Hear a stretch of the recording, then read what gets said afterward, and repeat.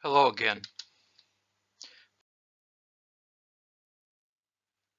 This is Math 2115 coming to you from the College of DuPage. The title of this lecture is Solving Congruences and the Chinese Remainder Theorem. As always, please be an attentive listener while watching this video.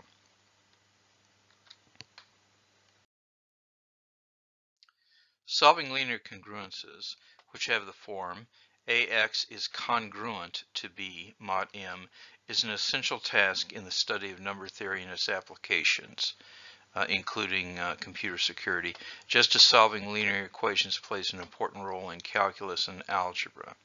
And so to solve these linear congruences, we're going to employ inverses mod M. We'll explain how to work backwards through the steps of the Euclidean algorithm to find the inverse. And once we've found an inverse of A modulo M, we can solve this by multiplying both sides by the congruence of the congruence that you started with by this inverse. Similarly, there are simultaneous systems of congruence have been studied since ancient times, and these, because of the history in the Chinese culture, these are called the Chinese remainder theorem. And we'll show how to solve systems of linear congruences here when we have the congruences are modulo pairwise relatively prime moduli.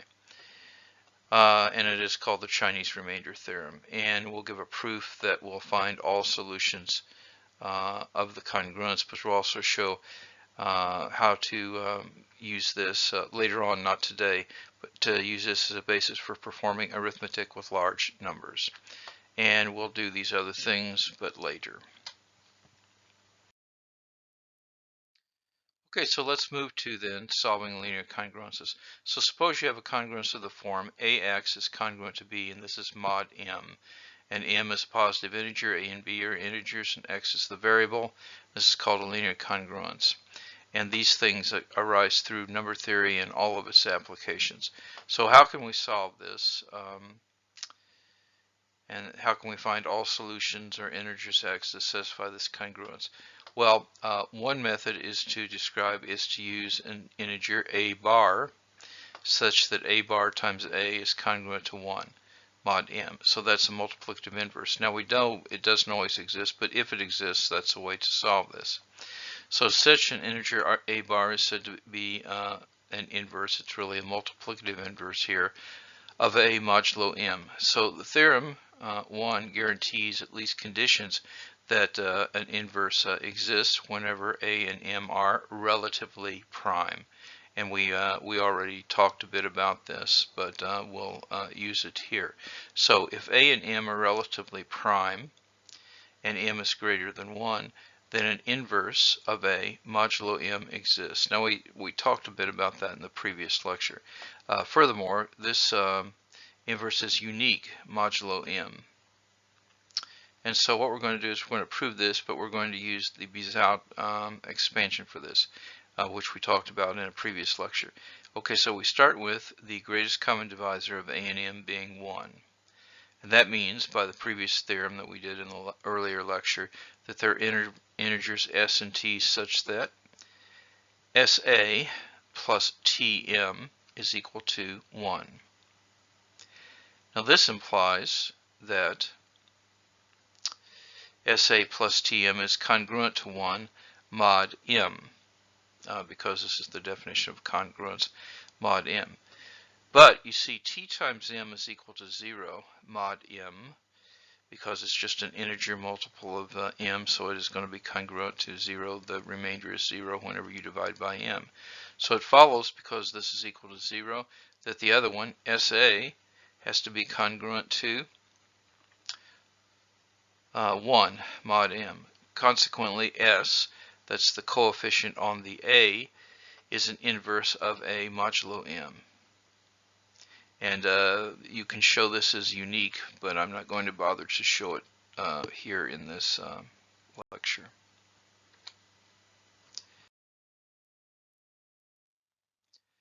Now, one can just use inspection to find an inverse of A modulo M when M is small.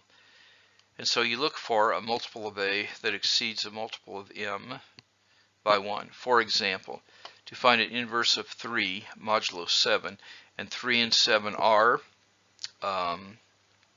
relatively prime, so we know by the theorem that we can do this. We could find j times 3 for j equal 1 all the way through 6, stopping when we find a multiple of 3 that is 1 more than a multiple of 7.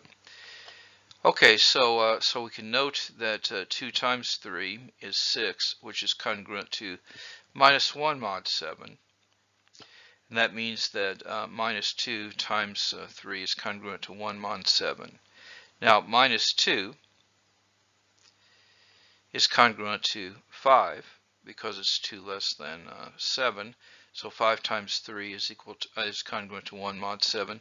So 5 is an inverse of 3 modulo 7.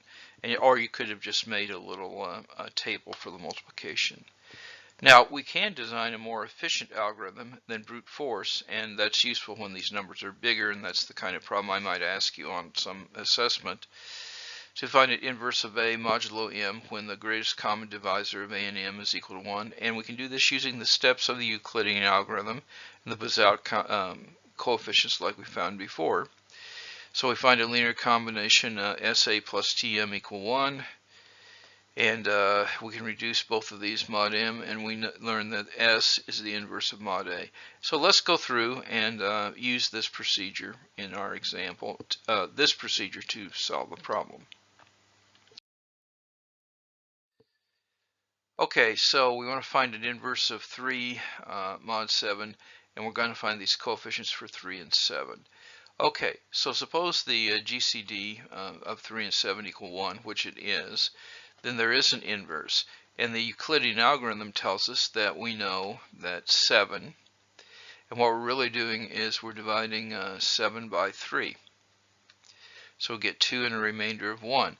So we've really pretty much already found them, because I'm going to reorganize this. I'm going to leave the 1 there and solve for that, but I have minus 2 times 3 plus 1 times 7 is equal to 0. So that means that minus 2 is indeed the inverse, but minus 2 modulo 7 is congruent to 5. And so we have 5, and then we could have minus 9, we could have 12, and so on and so forth. There's an infinite number of solutions, but it only corresponds to one of the equivalence classes. Okay, so that was a very small example, but let's see how that works on a bigger example. And this is the kind of problem I probably would ask you more so than a small problem like that. So I could ask you to find an inverse of 101 modulo 4,620. Okay, so what you're going to do to first of all find the S and T. So we're going to divide 101 into 4620, and we find it goes 45 times with 75 remainder. So now what I'm going to do is now I'm going to divide 75 into 101, and it goes 1 time with 26 remainder. Now I'm going to divide 26 into 75. It goes 2 times with a remainder of 23. You should verify these calculations. Now I'm going to divide 23 into 26.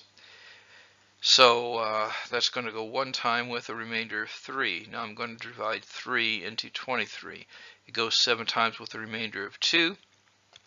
And then I'm going to divide 2 into 3. It goes 1 time with a remainder of 1. And then I'm going to divide 1 into 2, and I've hit a remainder of 0. Notice that this is the Euclidean algorithm that we're using, and that means the greatest common divisor was 1. But now what we're going to do is we're going to start here, and we're going to do the backward stepping through these, and we're going to come up with what S and T are. So we're going to start with this one, but we're going to write it in this fashion. So 1 is equal to 3 minus 1 times 2. But now I'm going to write 2, substituting the previous. So I start with this one. I'm going to substitute for 2. But 2 is equal to 23 minus 7 times 3 from this one. So I substitute that in, and I simplify, and I get minus 1 times 23 plus 8 times 3. But now I'm going to substitute for the 3. And here from this one I have 3 is equal to 26 minus 1 times 23. So I'm substituting for 3. There's the 3. There's 26 minus 1 times 23. And I simplify this and I have this is 8 times 26 minus 9 times 23. But now I'm going to substitute for 23. I'm substituting it here. And that is 23 is equal to 75 minus 2 times 26. So I substitute 72 minus 2 times 26. And I simplify and I get this, and now I have 26. And I'm going to substitute from here. And 26 is equal to 101 minus 1 times 75. 101 times 1 times 75, I simplify that, and I have this as 26 times 101 minus 35 times 75. And now I'm going to substitute for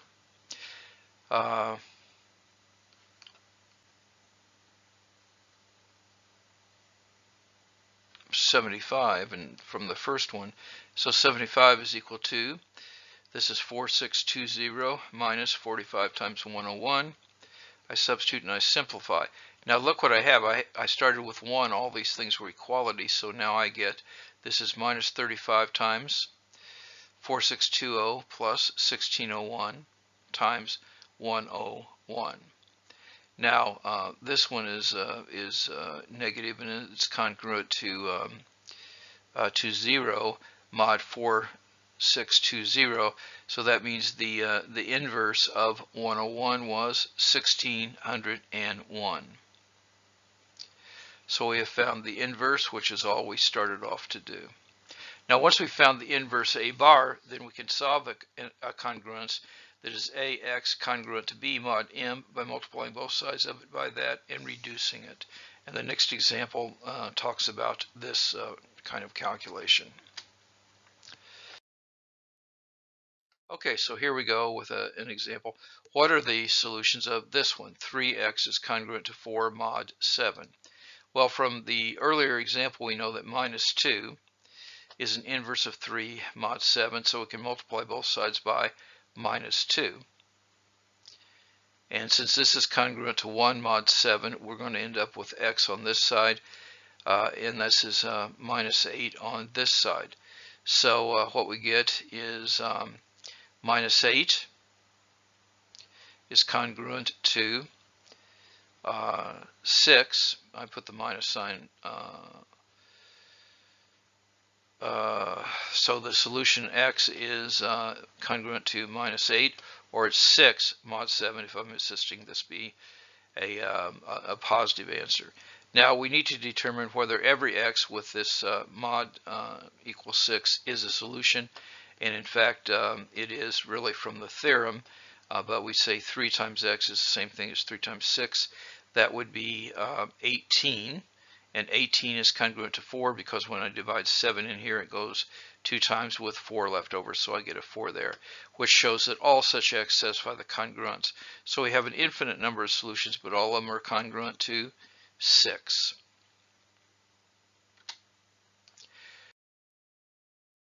Okay, now the Chinese remainder theorem deals with solving a system of linear congruences, and the reason this came from China as an example, in the 1st century AD, the Chinese mathematician Sun Tzu asked, there are certain things whose number is unknown. When divided by 3, the remainder is 2. When divided by 5, the remainder is 3, and when divided by 7, the remainder is 2. You can see this is a setup for a modular arithmetic kind of problem, although notation is different.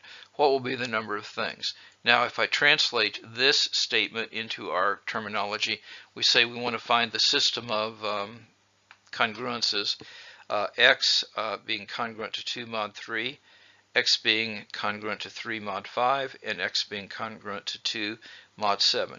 Now we're going to solve this a little bit later in the section, and we're going to use the Chinese remainder theorem to solve this. And we're going to need to have the moduli 3, 5, and 7 must be pairwise relatively prime, but they are because those are actually all prime numbers. So there is a unique solution, and that's what the theorem is going to say. Okay, so here's what the Chinese remainder theorem says. Let M1, M2, and M sub n be pairwise relatively prime positive integers greater than 1, and A1, A2 through AN be arbitrary integers.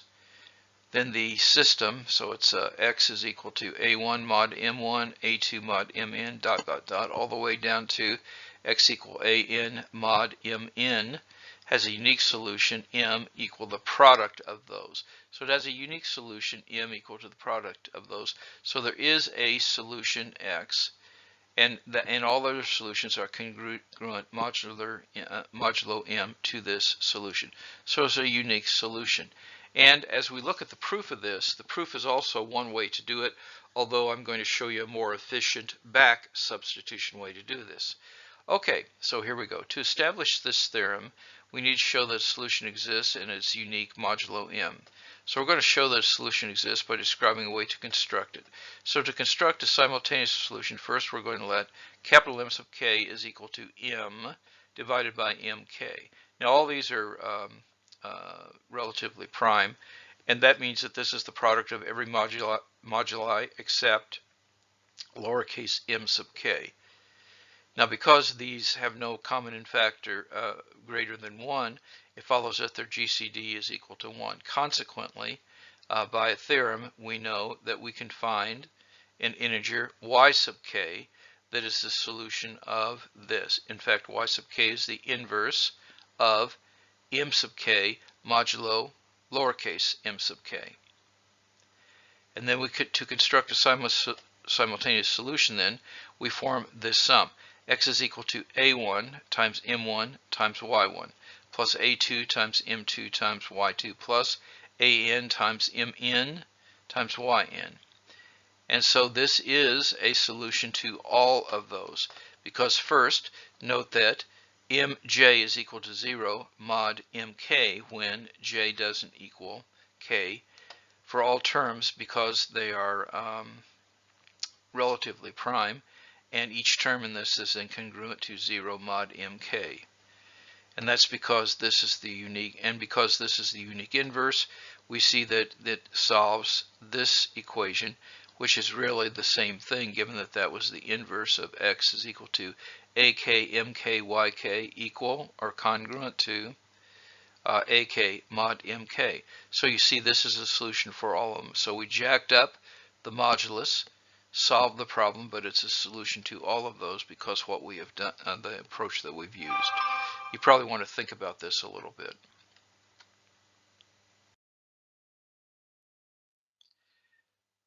All right, so we're going to solve the problem that that we posed from the Chinese philosopher from the 1st century. But we're going to use the technique that we used in the proof. So, to solve the system of equivalences, of congruences, then, we're going to take M to be the product of the moduli. 3 times 5 times 7, that is 105. And the M1 is going to be 105 divided by 3, or 35. M2 is going to be the modulus, the 105, divided by 5, which is 21. And M3 is going to be the modulus divided by 7, which is 15. Now, 2 is an inverse of M1 equal 35 mod 3.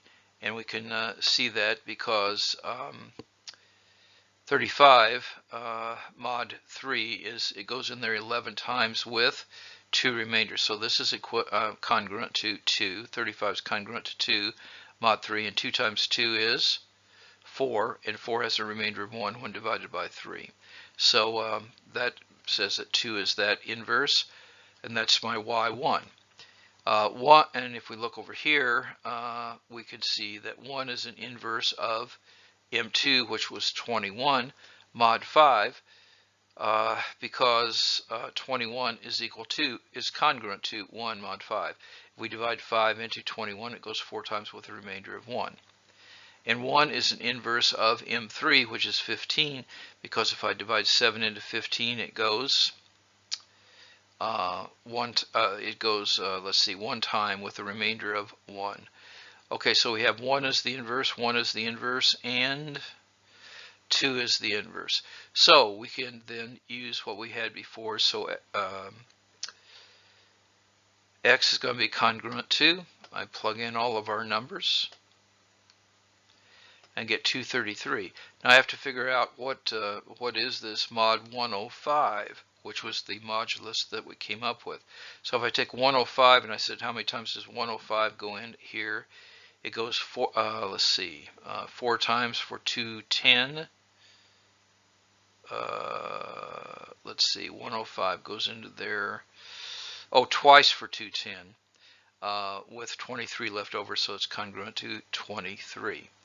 Okay, so that is x, and that's what solves all of those. And if you check, you can see that in fact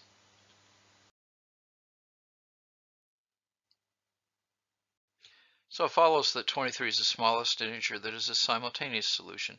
So 23 is the smallest positive integer that leaves a remainder of 2 when divided by 3, a remainder of 3 when divided by 5, and a remainder of 2 when divided by 7. Now, although that certainly can work, the method called back substitution is often considered to be easier in terms of a calculation. So let's use that to solve this. So use the method of back substitution, and I'm showing you what it is here, to find all integers x such that x is congruent to 1 mod 5, x is congruent to 2 mod 6, and x is congruent to 3 mod 7. Okay, and we know that there is a solution because 5, 7, and 6 are all relatively prime. 6 is not prime, but it's relatively prime to the others. So the Chinese remainder theorem tells us that there is a solution, and we're looking at the solution that's the product of 5, 7, and 6, and that is 210. But we're going to use back substitution, not the technique of the proof. Okay, so this first congruence, if x is congruent to 1 mod 5, that means it looks like x is equal to 5t plus 1. You have a remainder of 1 when you divide by 5, and t is an integer. So if we substitute this expression for x into the second congruence, which is here, we have 5t plus 1 is congruent to 2 mod 6.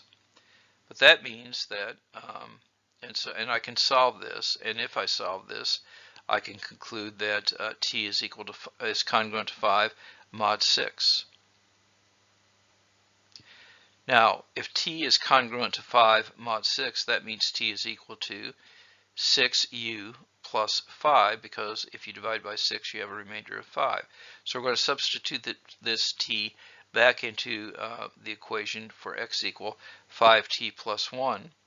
And so we substitute this for t, so it's 5 times this, plus 1 is equal to, this is 30u plus 26. Now we're going to use this into the third equation.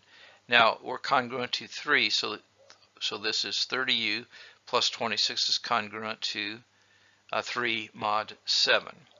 Okay, so we're going to solve this, and when we solve this equation, we know that u is congruent to 6 mod 7, because if we put 7 in there, we get 210 plus 26. So that, and we divide 7 into that, we have a remainder of 3. That's how you can verify that. Hence, the theorem 4 tells us that u is equal to 7v plus 6, where v is an integer. We can substitute that back into this equation. X is equal to 30u plus 26. We substitute it in, and we translate this back into a congruence, and we find that x is congruent to 206, because you see, if I divide by 210, the remainder is 206. So x is congruent to 206 mod 210. In closing, now more than ever, time is precious. Each day must count. Do the math. It will make you strong. And now more than ever, take care of yourself and of each other. We're all in this together. May God bless you all.